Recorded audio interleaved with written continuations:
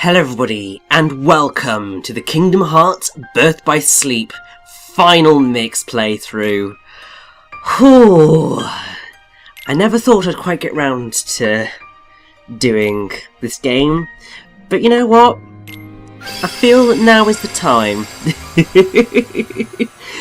Since, they came out with the Kingdom Hearts 1.5 plus 2.5 HD remix for the PlayStation 4, it's finally the chance that I have to be able to do this game that was originally a PSP exclusive for the channel, and I feel like preparing myself for Kingdom Hearts 3, which is obviously close on the horizon.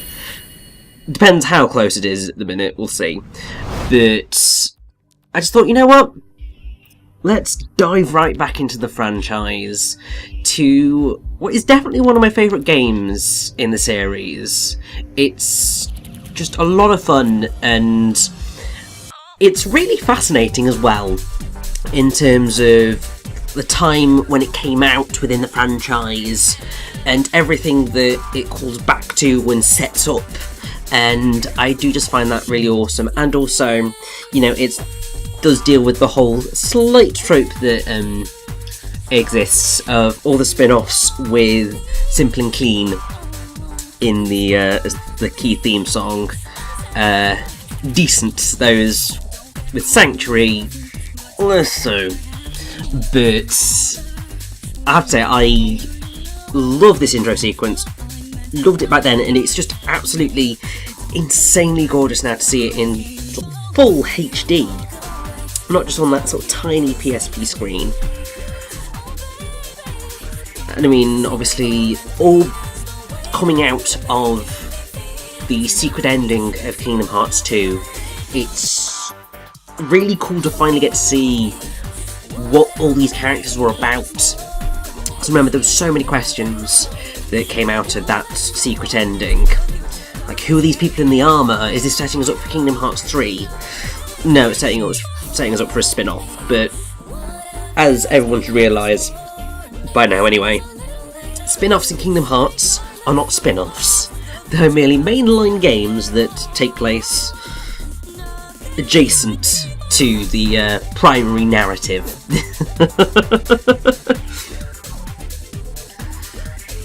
But yes, and obviously, I'm kind of talking over the wonderful Planet B remix of Simple and Clean, but there's a whole joyous situation with, how Content ID claims occur and bits of music getting blocked and all that jazz, so me rabbiting on over these bits is sort of my, how shall I put it?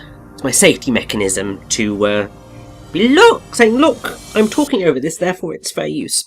That said, I ain't making money off these playthroughs anymore because my network full screen just dumped me like a sack of bricks.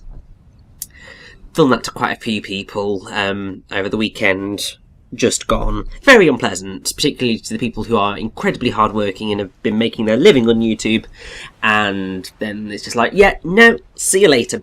And it's just like, right. So I'm back to mostly adless, unless, Content ID claims in case. Yeah. But mysterious gentlemen, this world is just too small. Is it now? I mean, I know Destiny Islands is sort of not the largest place in the world, but it's lovely. I mean, just that beach, and it's all getting very mysterious.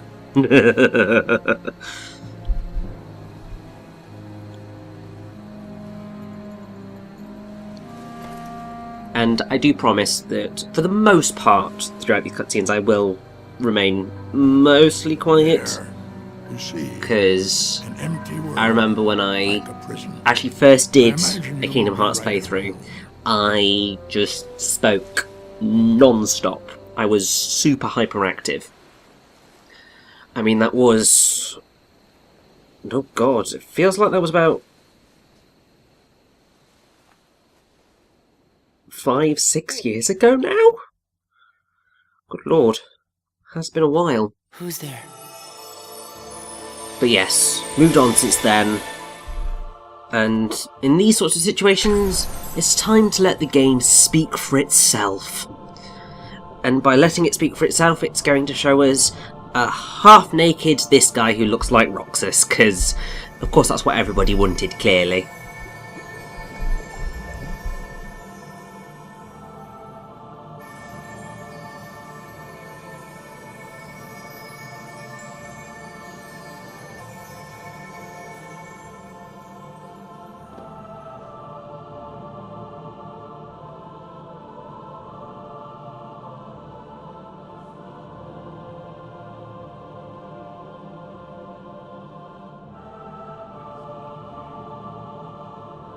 But this is... Why are you in my heart?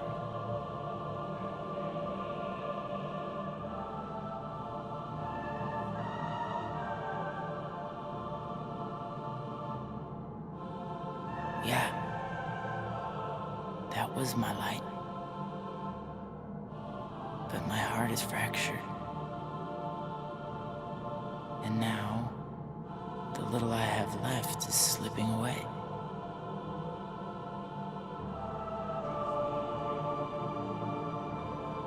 Huh?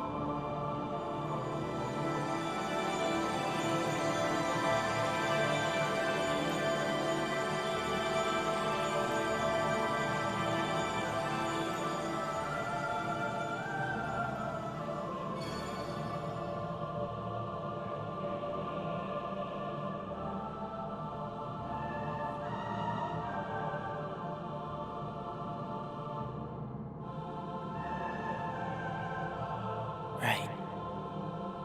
Thanks.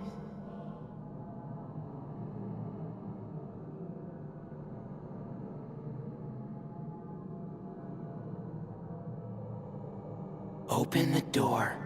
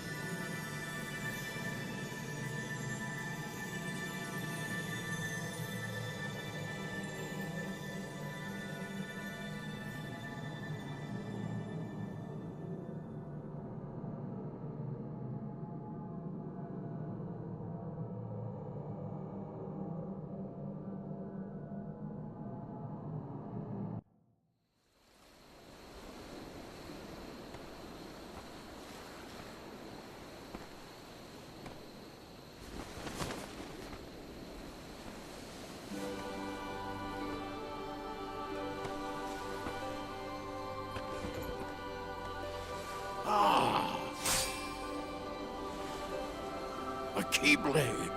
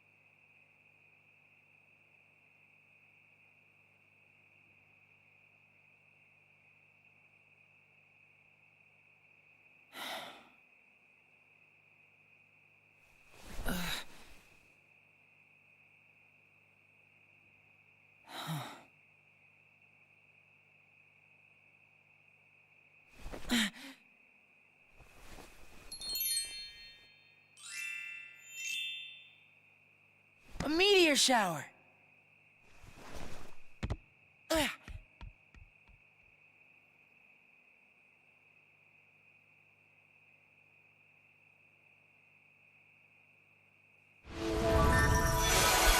So, here we are in the land of departure.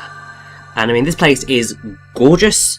We're only really here for this prologue, but it is beautiful. And it's got some great music. I mean, obviously Yoko Shimomura returned to compose the music for this game, also alongside Tsuyoshi Sekito and Takaharu Ishimoto, and I think they just do a phenomenal job. The game was developed by Square Enix Product Development Division 5, directed by Tetsuya Nomura and Tai Yasue, produced by Patrick Chen and Yuichi Yoshimoto. Art was done by Takeshi Fujimoto, and the game was written by Masaru Oka and Daisuke Watanabe. And Kingdom Hearts Birth by Sleep is effectively Kingdom Hearts Episode 0 or 0.1, depending on how you want to look at it. It's the game that chronologically comes before Kingdom Hearts 1, and so is actually very important in terms of understanding the plot of the entire franchise. Development of the game began in June 2005, with parts of Kingdom Hearts 2 Final Mix meant to bring clues to Birth by Sleep. So the idea was that, obviously, in the Kingdom Hearts 2 secret ending, we had the characters appear, and then Final Mix introduced an optional boss, which was one of those characters, and also extended that cutscene to form a really exciting battle sequence. But we'll see where that all heads. But it is really intriguing to see where it all goes. And I don't remember when I first played the game that I was just really excited for all of that.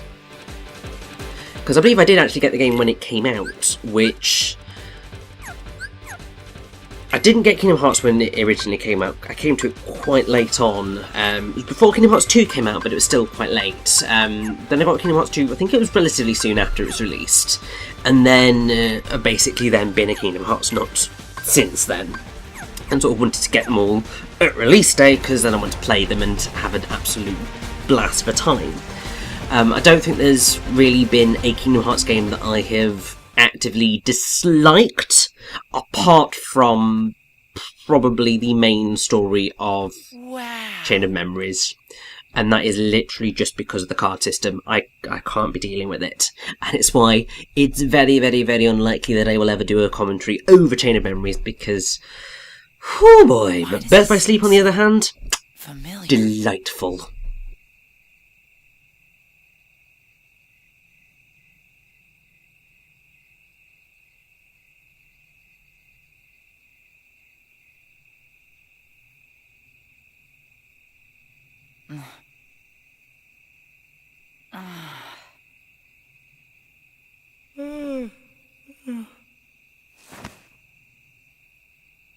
Whoa!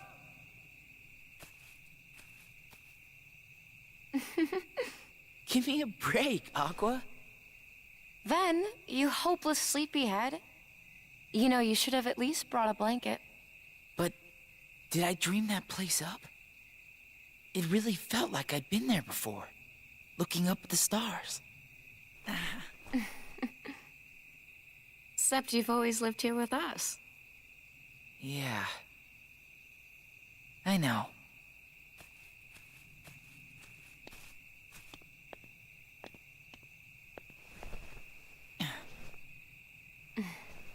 Hey, Aqua. Hmm? You ever wonder what stars are? Where light comes from? Well, they say. That every star up there is another world. Huh? Oh. Terra. Yep. Hard to believe there are so many worlds out there besides our own. The light is their hearts. And it's shining down on us like a million lanterns. What? I don't get it. In other words, they're just like you, Ven.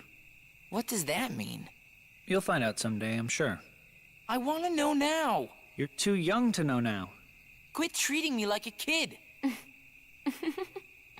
Hey, what are you laughing at? I can't help it. You two would make the weirdest brothers. Huh?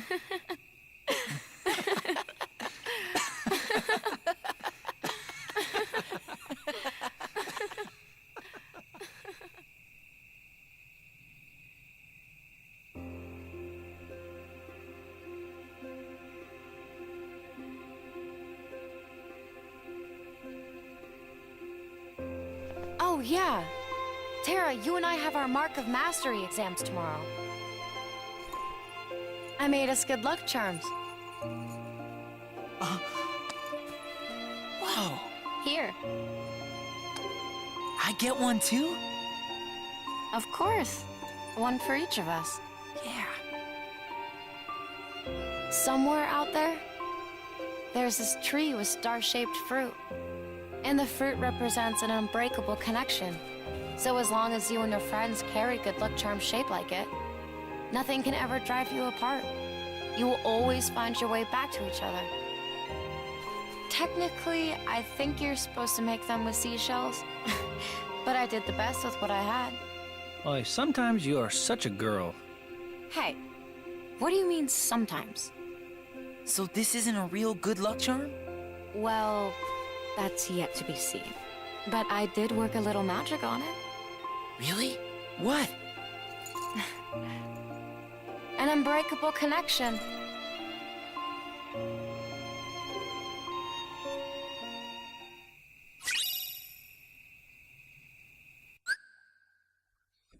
So yes, the wayfinders that we got from Aqua there, very helpful. Very helpful indeed, because they allow you to use a new technique to the franchise called the D-Link, and we'll get into that a little bit more. But first off, we get to deal with some actual combat. Important thing to note for Birth by Sleep: 3 playable characters. You have Terra, Aqua, and Ventus, all play very differently.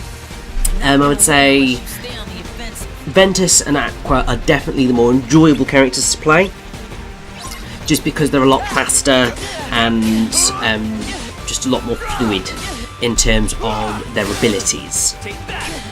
But still, they're all very fun and very different in how they perform.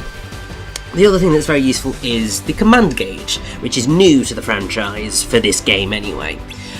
So obviously in Train of Memories you have the car system. This effectively works a bit like the car system in that you have a set number of attacks really that you can perform, but rather than it being based on numbers and so on and so forth, it's based on a kind of ATB gauge type thing. So you can fire off a command, it'll then take time to charge up, and that will work out quite nicely.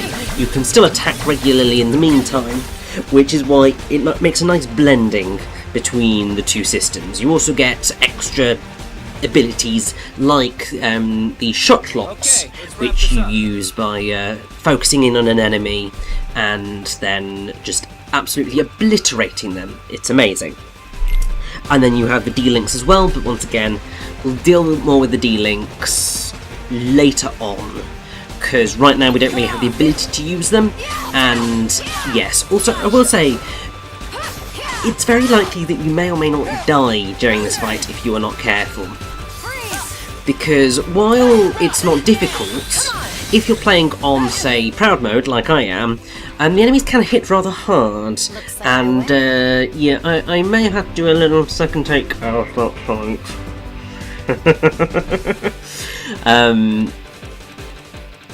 But yeah, combat is just as snappy as it ever was, and you guys are ready. Yeah, it's just such a fun game to play. It's like the Master said.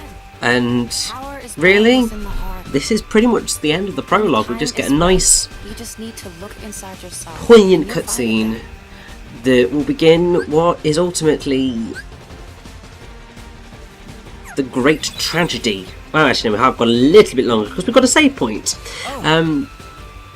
But yeah, we are gonna begin the great tragedy of the Kingdom Hearts franchise, because ultimately that is how I would describe Birth by Sleep. It is a very typical tragedy in a medium that doesn't typically go for tragedy. Like most games you get go for adventure, the hero's journey, and so on and so forth. But no, Birth by Sleep is very much at its heart a tragedy, and that is something that I will also discuss as the playthrough goes on.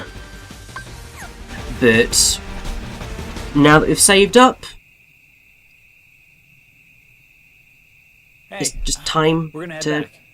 head Yeah, back and finish too. looking at the stars.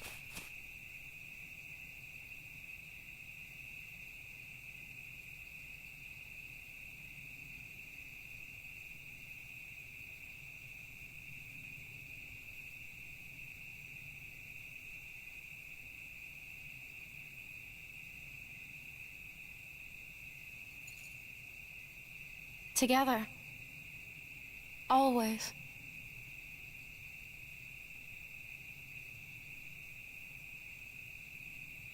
That would be the last night we ever spent beneath the same stars.